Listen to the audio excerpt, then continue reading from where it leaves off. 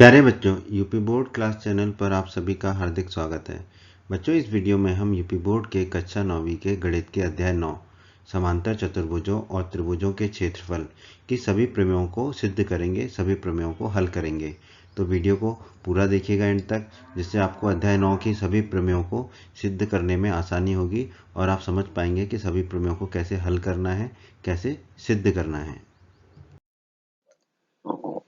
प्रमेय 9.1 इस प्रमेय 9.1 में कहा गया है एक ही आधार और एक ही समांतर रेखाओं के बीच स्थित समांतर चतुर्भुज क्षेत्रफल में बराबर होते हैं। ठीक है, तो हमें दिया गया है उभयनिष्ठ आधार, तो हमने यहाँ पे उभयनिष्ठ आधार मान लिया DC और उभयनिष्ठ आधार के समांतर रेखा मान ली L। तो हमें दो चतुर्भुज दिए रखे ABCD और EFCD। ठीक है, तो जो है DC या कहते हैं CD जो है उभयनिष्ठ आधार है हमारा CD। तो ABCD के बाकी दो शीर्ष कहाँ होंगे? समांतर रेखा L पर। उसी तरह EFCD चतुर्भुज के बाकी दो शीर्ष E और F कहाँ पर होंगे? समांतर रेखा L पर। ठीक है, ये दोनों चतुर्भुज एक ही आधार DC पर हैं और एक ही समांतर रेखा DC और L के बीच में स्थित दो समांतर चतुर्भुज हैं। ठीक है, तो DC और L ये दो समांतर रेखाएं हैं, इन दोनों के ही बीच में स्थित हैं ये दोनों चतुर्भुज। बीच में मतलब इन्हीं दोनों रेखाओं पर स्थित है। ठीक है, तो हमें सिद्ध करना होगा कि एरिया ऑफ ABCD बराबर एरिया ऑफ EFCD, कि ये दोनों समांतर चतुर्भुज का क्षेत्रफल बराबर होगा। ABCD का क्षेत्रफल बराबर होगा EFCD के क्षेत्रफल के। ठीक है, ABCD का क्षेत्रफल किसके बराबर होगा? EFCD के क्षेत्रफल के। ठीक है, तो यही हमें इस प्रमेय में सिद्ध करना है। आइए अब हम प्रमेय 9.1 को सिद्ध करते हैं। तो यहाँ पर देखिए ABCD क्या है? हमारा समांतर चतुर्भुज है और हमें पता है समांतर चतुर्भुज की सम्मुख भुजाएं भी आपस में समांतर होती हैं। तो दो समांतर रेखाएं AD और BC, क्योंकि ये समांतर चतुर्भुज ABCD की सम्मुख भुजाएं हैं। कोई एक तिर्यक रेखा AF प्रतिच्छेद कर रही है। ठीक है, AF एक तिर्यक रेखा है जो AD और BC को प्रतिच्छेद कर रही है। तो हम कह सकते हैं कि कोण A और कोण CBF, कोण A और कोण CBF आपस में बराबर होंगे, क्योंकि ये कोण क्या है? संगत कोण है। ठीक है, तो हम मान लेते हैं कोण A बराबर कोण CBF को समीकरण 1। अब EFCD भी हमारा समांतर चतुर्भुज है, तो हमें पता है समांतर चतुर्भुज की सम्मुख भुजाएं समांतर होती हैं। तो DE और CF जो है समांतर चतुर्भुज EFCD की सम्मुख भुजाएं हैं, तो ये आपस में समांतर होंगी। तो इन दोनों समांतर रेखाओं को एक तिर्यक रेखा AF काट रही है। तो कोण AED बराबर कोण F होगा, क्योंकि ये दोनों क्या है? ये दोनों भी हमारे संगत कोण हैं। इसको हम मान लेते हैं समीकरण 2। कोण AED बराबर कोण F को हम मान लेते हैं समीकरण 2। EFCD जो है वो एक समांतर चतुर्भुज है। ठीक है, तो ED और FC ये आपस में बराबर होंगे। ED और FC आपस में बराबर होंगे, क्यों? क्योंकि ये समांतर चतुर्भुज EFCD की सम्मुख भुजाएं हैं और हमें पता है कि समांतर चतुर्भुज की सम्मुख भुजाएं आपस में बराबर होती हैं। तो हम मान लेंगे ED बराबर FC को समीकरण 3।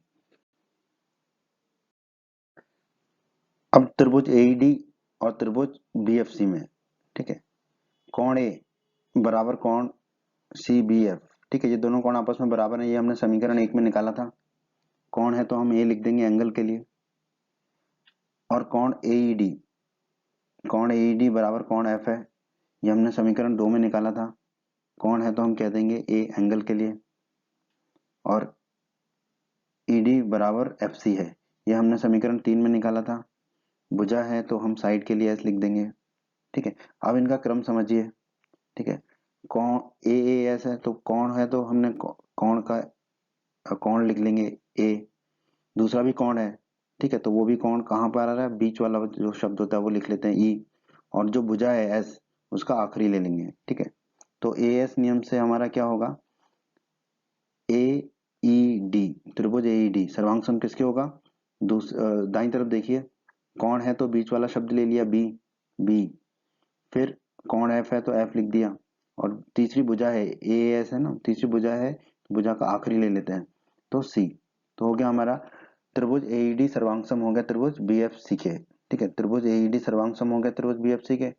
अब हमने अध्याय 9 के परिचय में ही पढ़ा था वीडियो में कि अगर दो आकृतियां सर्वांग सम हैं तो उनके क्षेत्रफल बराबर होते हैं। ठीक है।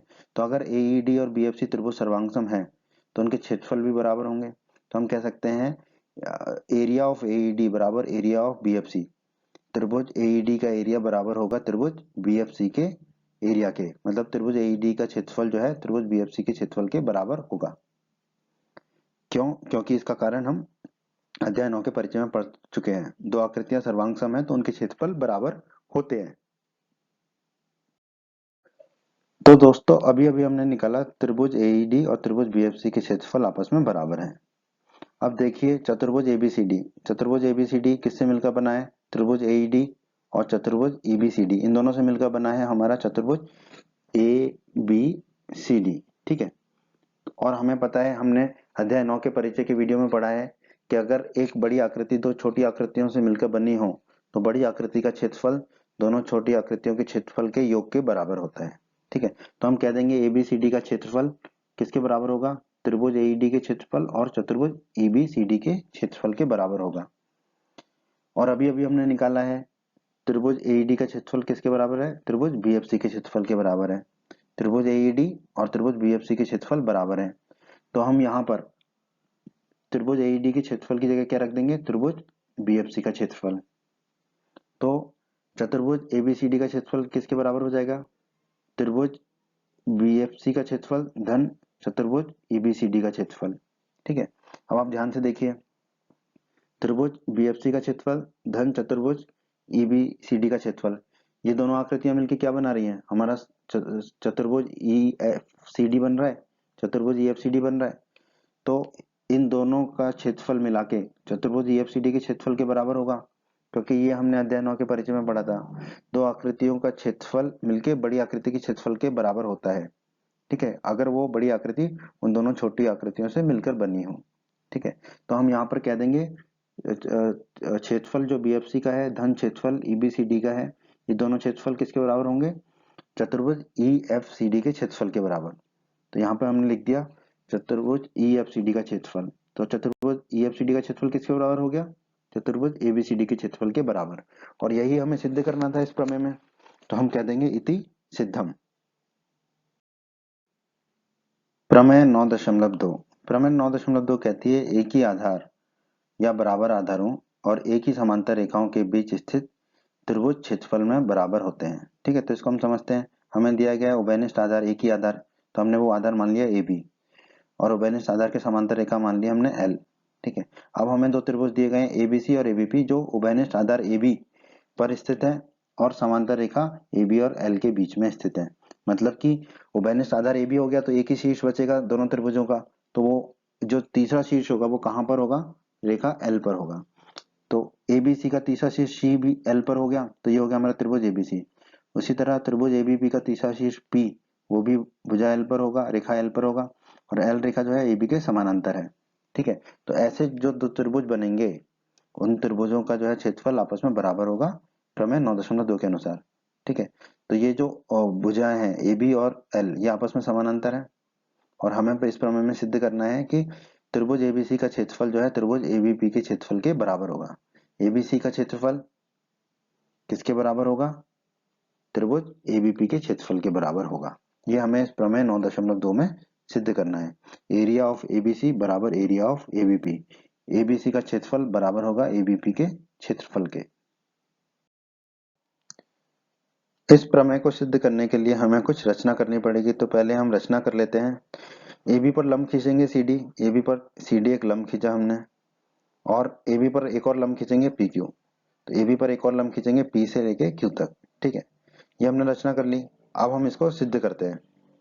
तो हम जानते हैं कि दो समांतर रेखाओं के बीच खींचे गए लंब की दूरी हर जगह समान होती है। मतलब कि दो समांतर रेखाओं के बीच में हम कितने भी लंब खींचे वो लंब जो है बराबर लंबाई के होंगे। तो यहाँ पर हमने कौन कौन से लंब खींचे? CD और PQ। ठीक है। तो ये CD और PQ ये दो लंब खींचे हमने। ठीक है। तो ये दोनों लंब आपस में बराबर होंगे। ठीक है। इसे हम मान लेते हैं समीकरण 1। त्रिभुज एबीसी, त्रिभुज एबीसी का क्षेत्रफल क्या होगा? 1/2 गुणा आधार गुणा ऊंचाई। ये हमने परिचय के वीडियो में पढ़ा है अध्याय 9 के। या हम कह सकते हैं 1/2 गुणा आधार गुणा संगत शीर्ष लंब। ठीक है। तो यहाँ पे आधार कितना है? AB, और संगत शीर्ष लंब कितना है? CD। ठीक है, त्रिभुज एबीसी में। तो त्रिभुज एबीसी का क्षेत्रफल कितना हो जाएगा, 1/2 गुणा AB गुणा CD। AB क्या है, आधार, और CD क्या है, शीर्षलंब। ठीक है, और अभी अभी हमने समीकरण 1 में निकाला था CD किसके बराबर है, PQ के। तो CD की जगह हम क्या रख सकते हैं, PQ रख देंगे। तो त्रिभुज CD और PQ आपस में बराबर है, तो हमने CD की जगह रख देंगे PQ। तो त्रिभुज ABC का क्षेत्रफल कितना हो जाएगा, 1/2, AB वही रहा, CD की जगह रख दिया हमने PQ। तो त्रिभुज ABC का क्षेत्रफल हो गया 1/2 गुणा AB गुणा PQ। इसे हम मान लेते हैं समीकरण 2।